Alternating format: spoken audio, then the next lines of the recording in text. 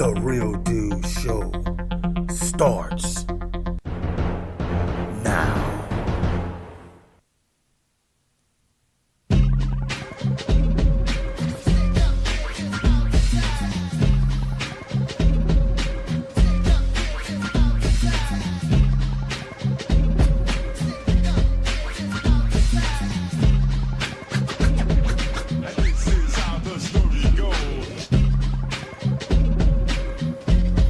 Welcome to another edition of The Real Dude Show. I am your host, coming to you like I always do.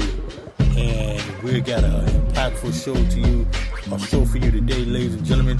Thank you guys for tuning in and for listening in, downloading.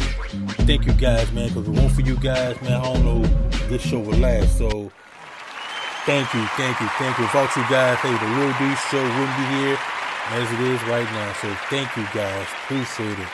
Appreciate what you all guys do, man. The show is raw, uncut, uncensored. Hey, we say it like we want to say it. Hey, grown ass men just want to get stuff off their chest. That's what we hear,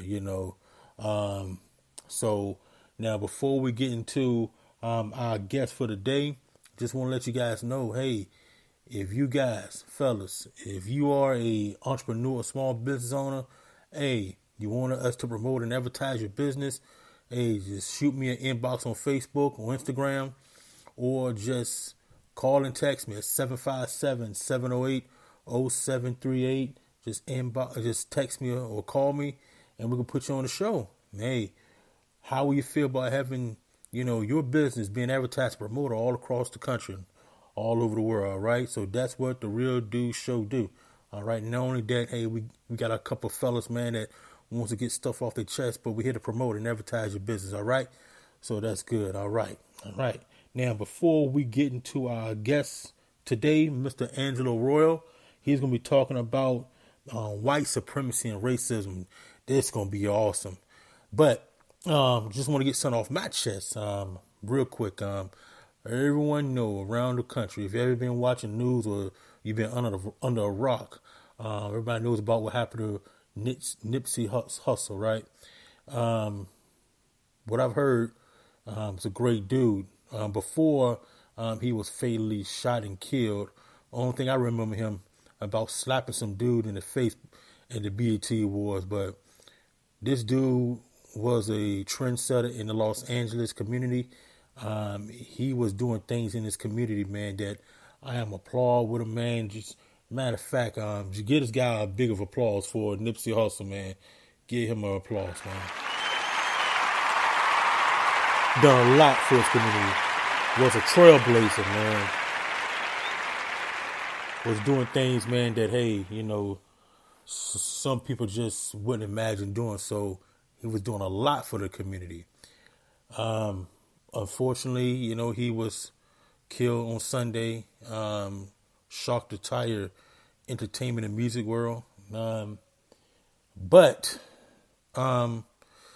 sometimes, and I know I'm going to get it, I'm going to get killed with it, but sometimes, hey, you just got to just say, hey, you know what? Let it be. Of course, you heard what happened. If you don't know what happened, of course, they arrested a guy. Guy by the name of Eric Holder. I think he was a Crip in the Los Angeles area. Basically, what happened is reports say that Eric Holder, the suspect, who's now arrested, walked into the store that Nipsey Hussle had.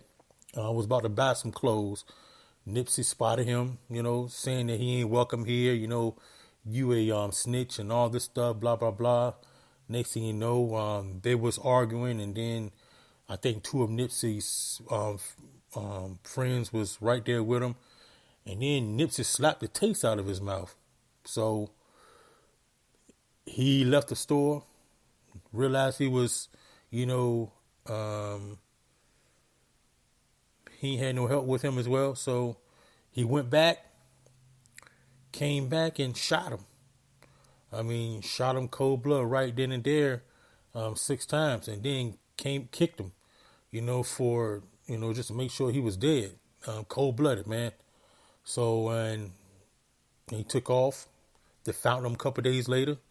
So he's now going to jail. He's going to be going to jail for a long time. Might get the death penalty. I don't know if California law for the death penalty, but he's going to be going to jail for a long time over some senseless stuff, man. Black on black crime. We got to stop this, man. We definitely got to stop this black on black crime, man. I mean, good brother, man. Nipsey Hussle was a good brother, man. Didn't deserve it. Didn't deserve it at all.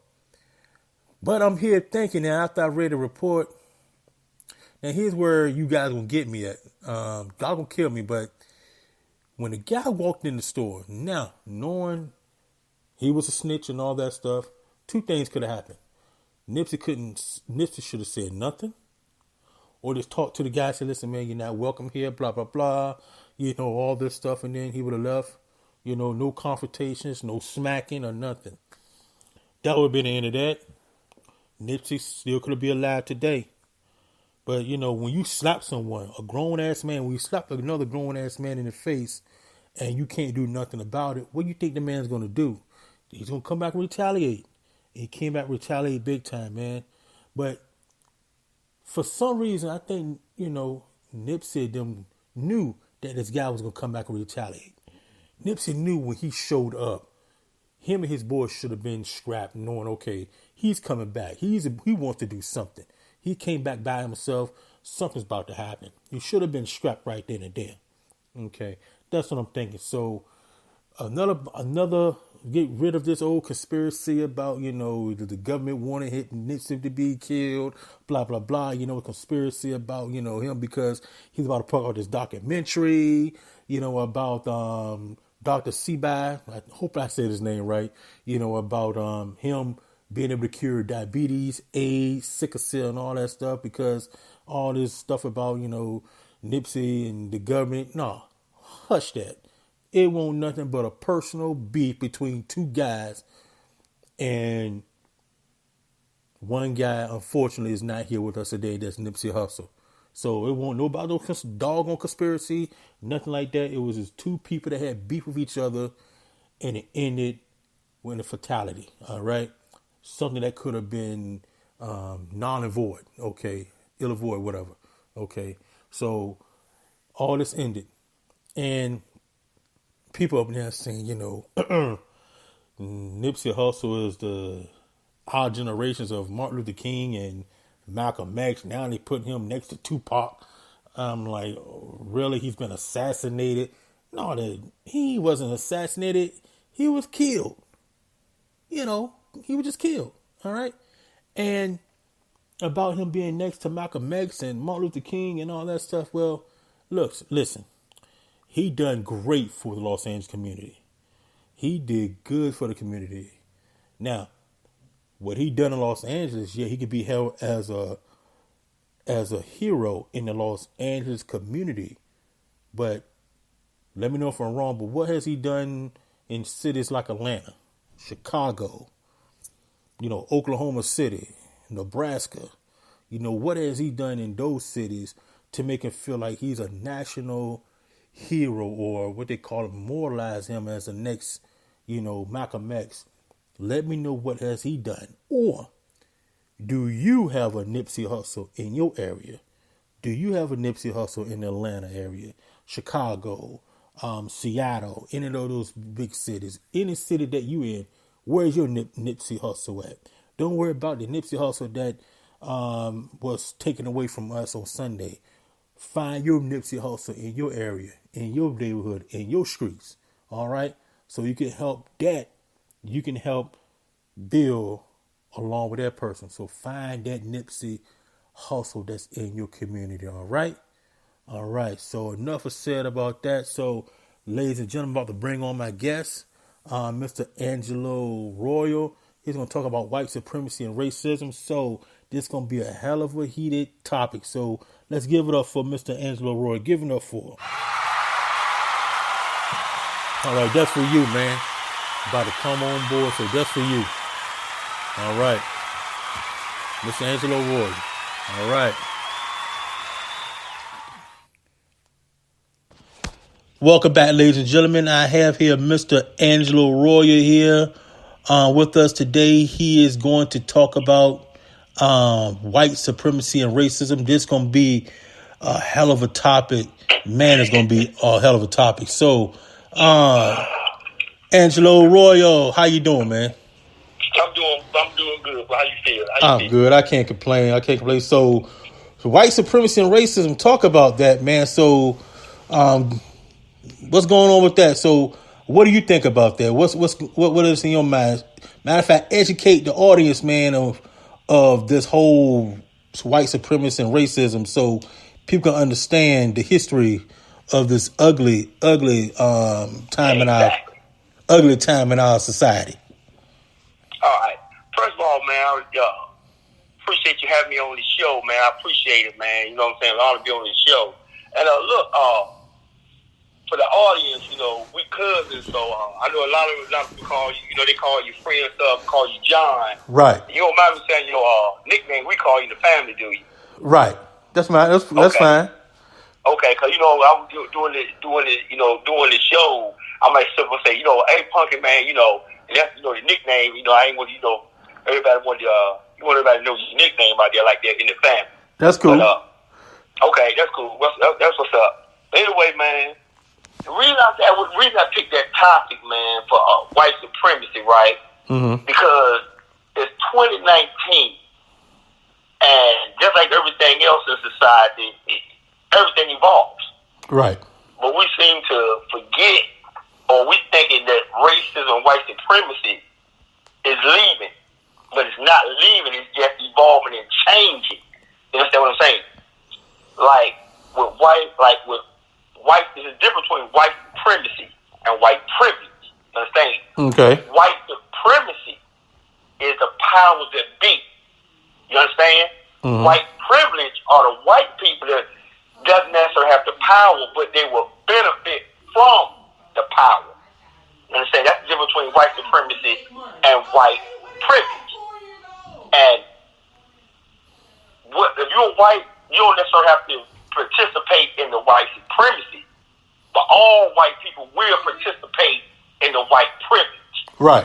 They all participate in white privilege, whether they want to or not, whether they accept it or not, or whether they believe it or not, is irrelevant. You participate in it every day. Every day.